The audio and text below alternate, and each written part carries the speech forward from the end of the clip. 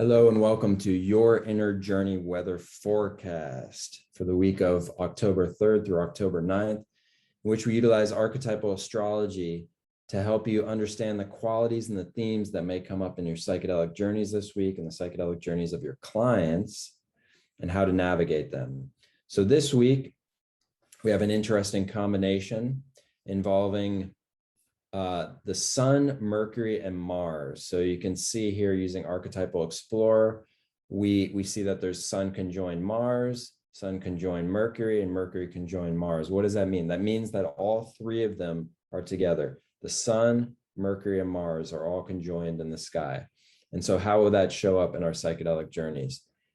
So the Sun is associated with our central sense of identity, as well our energy level, our core energy, our signature energy, our sense of conscious personhood, and our sense of kind of life purpose. Mercury is associated with communication, our mind, our voice, and Mars is the action principle. Mars wants to act, forceful action, the entire spectrum of forceful action, from the challenging side of violence to the productive side of bravery and assertiveness. And so when these three are together, we can feel that our energy level gets a sense of a boost from the Mars aspect, as well as our communication, our ability to communicate may be more forceful, more active, more assertive, more invigorated by the presence of Mars and the Sun. As well, the Sun in astrology can be associated with the father or young figures from our childhood, that the Sun is the central hub of the solar system, and it's a yang energy in astrology. So there can be a sense of whoever was the central yang figure of our childhood can be associated with the Sun in astrology. And when the Sun is there with Mercury and Mars, there can be a sense of Mars bringing in conflict or some type of catalyzing energy around communicating with that yang figure. Because Mars is a forceful energy, if that forceful energy is allowed to flow, then it can show up as action. But if it's frustrated, it can show up as anger. So there's possible theme there, anger towards the father. The Mercury's in retrograde, so it tends to reflect that whatever is the communication or the message that we are encountering, or that your clients are encountering in their psychedelic journeys, may have to do with the past because of Mercury retrograde. So an example of somebody who is born with Sun, Mercury, Mars in conjunction as they are now is the comedian Bill Hicks. And here is a video of Bill Hicks doing a stand-up comedy routine in which he is kind of verbally ragging on his father. And that is an example of that Sun, Mercury, Mars, that kind of aggressive energy aimed towards the father. Another example of someone who is born with Sun, Mercury, Mars is the Indian actor, the renowned Indian actor, Amitabh Bachchan. So he reflects that energy in his birth chart. For instance, in his earlier career, he was an action movie star. And so we see the Mars principle engaged there. Mercury is also associated with movement, so forceful action, movement, and also the Sun is his identity. His identity is linked with this forceful action, movement, as well. Mars and the Sun are masculine, can be thought of as yang energies, in some cases masculine energies. And so he was that masculine figure in Indian cinema. And as he became older, he was cast more in roles as father figures, such as in the movie Kabhi Khushi Kabhi Gham. And there we see the Sun, Mercury, Mars in him portraying a father figure who is in conflict with the children. So there's this verbal conflict going on with the father figure. So again, reflective of themes that we might encounter at this time during this transit. Amitabh Bachchan is a good example of this energy, because actually, if you watch his movies and if you watch his voiceovers, we'll provide a video right here. He has actually come to a place where his voice is very representative of a masculine yang energy, the sun, and the voice being Mercury, that is spoken in a way that is confident. And that's that sun Mars, confident, assertive voice, which doesn't engender conflict, but rather can actually instill confidence in others because of the sense of self-assuredness in his voice.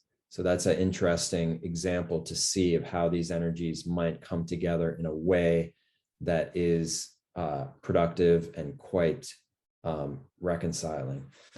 And I'd like to bring in another aspect here to tie into this this Sun, Mercury, Mars aspect, and that is if we look here at the, so this is Archetypal Explorer, and we can see on the axis here on the left is the number of degrees to exactitude. So whenever a transit is right at the top of the chart, that means it's an exact alignment. And then here at the bottom, we see the dates. If I were to turn off all the planets except for Saturn and Pluto, we'd see that we are still in a Saturn-Pluto conjunction. And the reason why I bring this up now is because Saturn is now stationing. It has gone retrograde. It's stationing. We'll be stationing direct.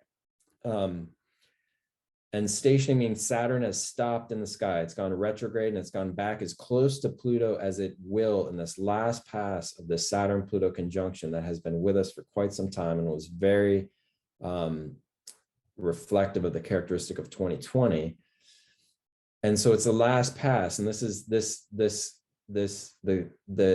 2 weeks, the coming week and the next week, are the closest that it will be to Pluto, which is the tightest that it will be in that alignment, before again stationing direct, moving forward, and then we will no longer be in a Saturn-Pluto time. But this is, of the last pass of the Saturn-Pluto time, the most intense alignment, the tightest alignment. So it's worth mentioning here that the Saturn-Pluto alignment has been reflected in Saturn's associated with authority, and Pluto tends to bring up the underbelly of whatever it is alignment with. And so there's a lot of where authority is not owned within the individual, it can get reflected out and projected out as this negative underbelly of the authority that is coming to kind of squash, oppress the individual. We've seen a lot of those themes in 2020, 2021, and even before, during this entire transit. When a transit comes in due to retrograde motion, it has usually about 3 passes in which the transit becomes tight. And the hope is that during the last pass, we've learned the lessons, we've dialed in the energies, and we've kind of integrated them in a way that is honoring of our life and our path and our collective. And so while there still can be seen a kind of a projecting outwards of negative authority out into the world and onto others in just about every quarter, we want to think about this Saturn-Pluto as a time to really get in touch with our sense of inner authority, because actually we determine our reactions to everything. So once data enters into your body, whether through your eyes or your ears or sense of touch or taste, whatever it is, we actually assign the quality to it. We decide whether it's good or bad. It's oftentimes unconscious in most people, that decision-making process, but it is. So the world as such is actually kind of coming at us just as neutral data, which we then assign designations to once it enters into our system, whether it's good or bad. So we're actually the authority. We're the final authority in our own experience, whether we're conscious of that or not. And so it's an important time to become aware of that truth. It's the last pass of Saturn-Pluto. So an example of Saturn-Pluto, which can actually combine with our previous examples of Sun, Mercury, Mars, somebody who's born with Sun, Mercury, Mars, and Saturn, Pluto, is the Indian guru known as Sadhguru. And one of the attractions to him as a guru is he's kind of like an internet celebrity guru, in that he gets a lot of views on the internet and a lot of people kind of coming to him to see what he has to say. And one of the reasons for that is because he says what he says with a sense of authority. So he speaks about on everything in life. There isn't any specialization there, but the manner of speech is conveyed in a way that carries authority to it, carries weight to it, that actually brings a sense of kind of confidence, and it is sort of reconciling for the listeners because it instills confidence. And I've never met the man. I don't know him and whether he carries actual authority with himself, but he does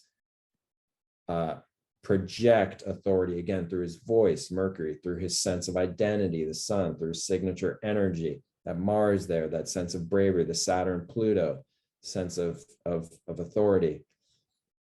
And so here's a video so you can kind of determine for yourself, but yeah, it's nevertheless kind of representative of that energy of Saturn, Pluto as authority, Sun, Mercury, Mars as a self-possessed assertiveness, and as projected through the voice and the message. So that's your inner journey weather forecast for this week. So thank you so much for being here with us. We wish you a wonderful week, very productive week, filled with insights and awakenings and revelations and connections with your own inner authority. And we look forward to seeing you next week. Have a wonderful week, everyone.